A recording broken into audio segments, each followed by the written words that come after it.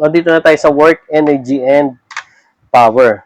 So, pag sinabing work, of course, that is a scalar. So, it is defined as the product of the force and displacement in the direction of the force. Okay? So, kaya, force times displacement times cosine of the angle between them. Okay? So, kung halimbawa, ito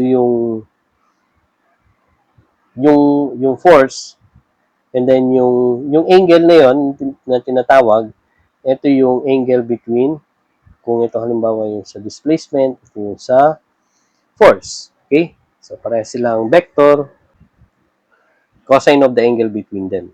Okay? So, recall natin 1 joule is 1 Newton meter and 1 erg is 1 dyne centimeter. So, maray nyo, ibahin ng unit. Okay? So, energy, that is the capacity of doing work. So, pag sinabing potential energy, it is the energy possessed by an object by virtue of its position, okay, or configuration.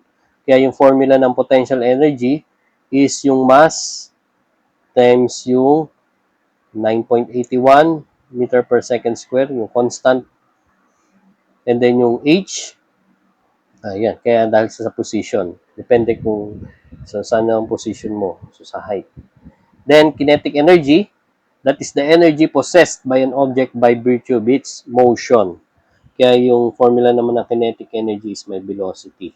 1/2 times mass times velocity squared. Whereas sa mechanical energy, that is the sum of systems, kinetic and potential energy. So, TME, that is the total mechanical energy. And then yung mass energy, that is an energy equivalent of a body's mass. E equals mc squared. So, yung c, yan yung speed of light. Okay? So, I think meron ng value to sa calculator. Ano bang value nito? EMC squared.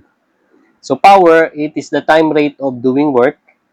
Power is also equal to energy divided by time. Rate of doing work, that is the rate of energy. Kaya, ano nga siya, no? Power is derivative ng W with respect to time. Yeah. So, energy over time.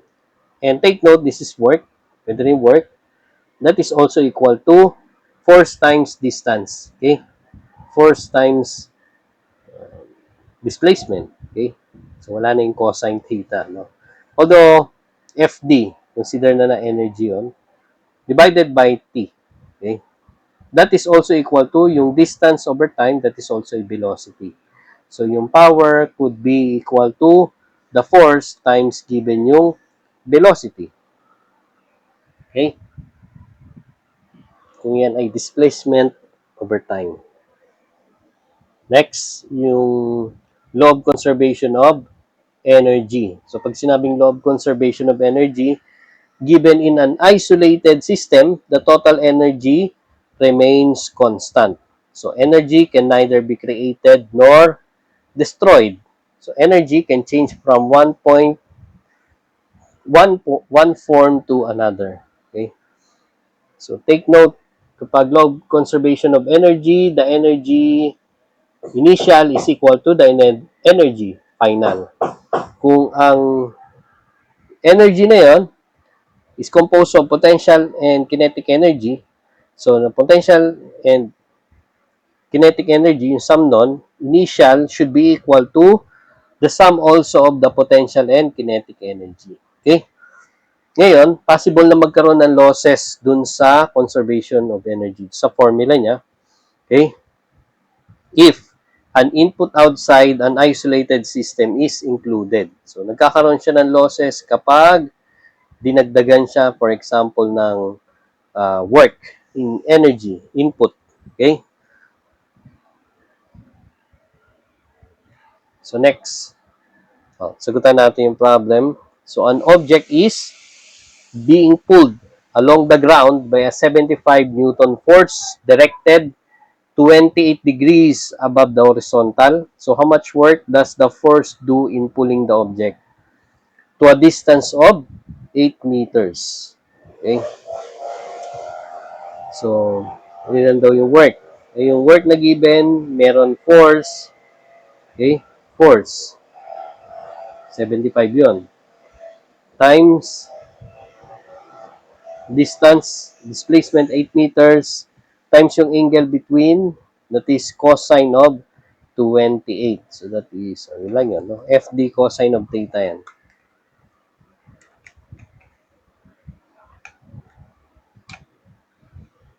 So, the answer is 529.77. That is joule. Okay? Or that is letter D, 530 joule. Okay? So, next. So, given an aircraft engine develops a forward thrust of 15,000 newtons if the gross mass of aircraft is 100 tons. What horsepower does engine develop if it's flying at 1,000 km per hour? Okay. So, hinahanap ay solution pala to. Okay. So, power. Hinahanap horsepower no? So, power. So, ang given ay this is force and then may mass. Okay? And then velocity. Okay? O, di ba yung power kanina, pwedeng force times velocity. Okay? So, force times velocity. Force is 15,000 Newton times velocity of, so 1,000 kilometer per hour. Okay? So, ito convert muna natin sa SI unit. Kilometer. So, kilometer. So, 1,000 divided by kilo. Okay? So, cancel yung K. And then, 1 hour is 3,600 seconds. Okay? So, cancel ang hour. So, seconds na lang. Okay? So, makuha natin dito actually is watts. Okay? Watts. Kaso, nahanap, ano daw yung horsepower? Tandaan natin, ang equivalent ng horsepower, 1 horsepower is equivalent to 746 watts. No? So, yung sagot na makuha natin yan, divide natin ng 746. So, yung makuha natin sagot ay 5,585.34 HP. No? Yan yung power. So, that is equal to, that would be letter B.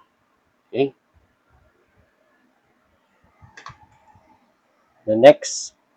So, given a 20 kilogram block is stationary at the top of a 100 meters high hill. It slides down a smooth surface to the ground, then climbs up another hill of height 30 meters, and finally slides down to a horizontal base at a height of 20 meters above the ground. What is the velocity attained by the block?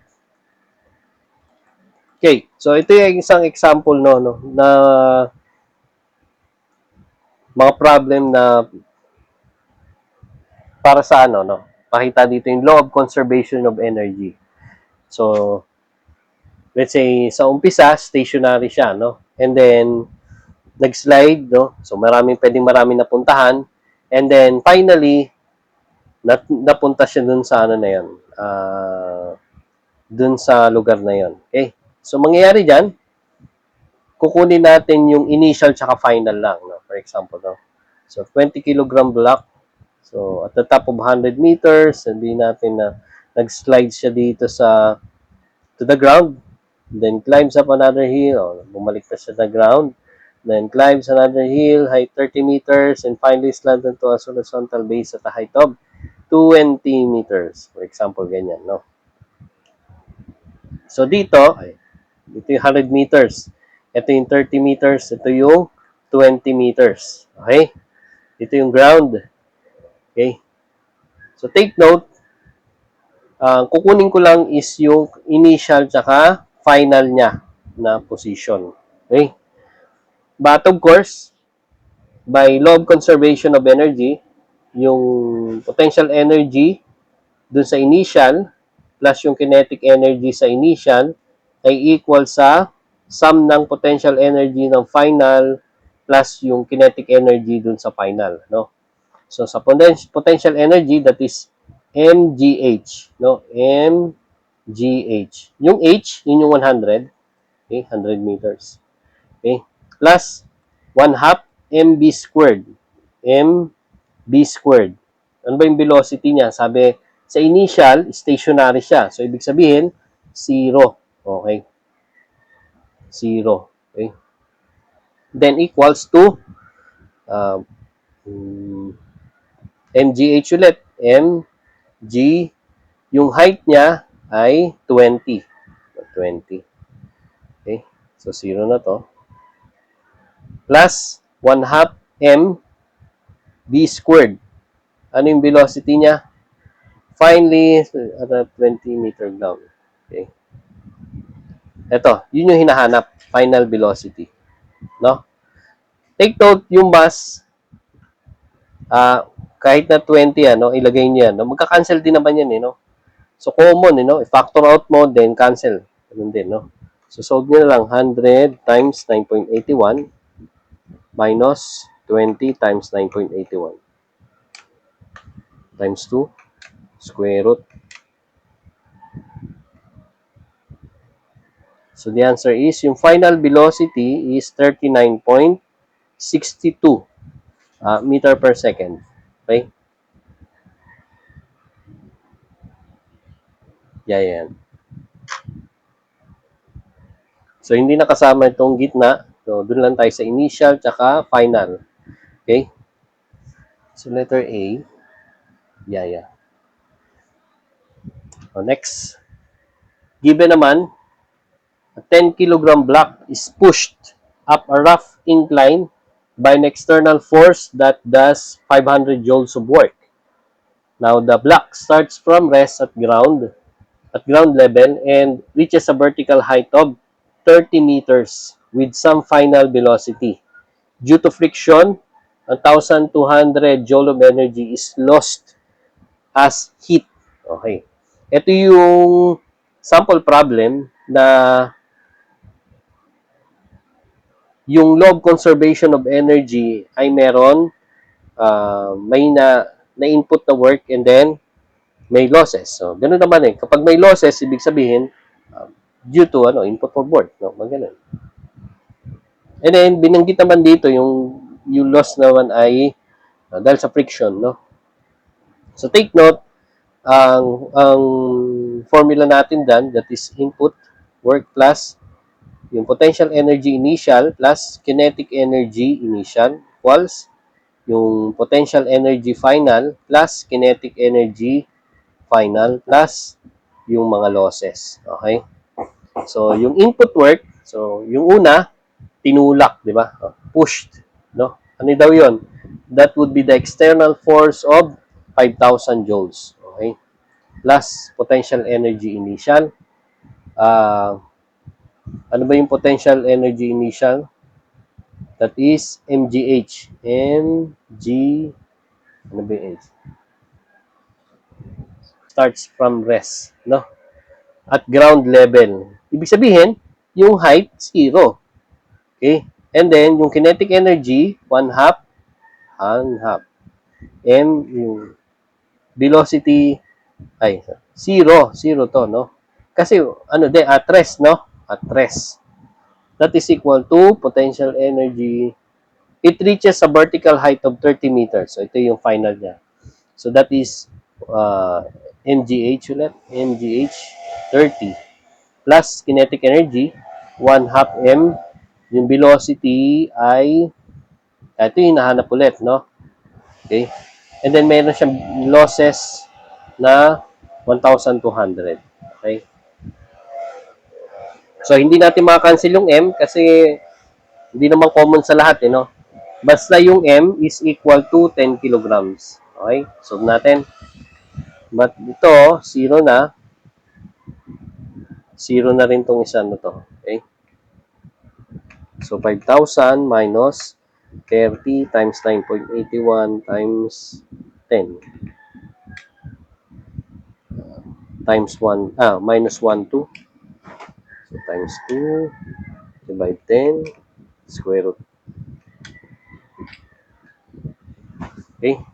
So, therefore, final velocity is equal to 13.09 meter per second. Okay? That would be letter B.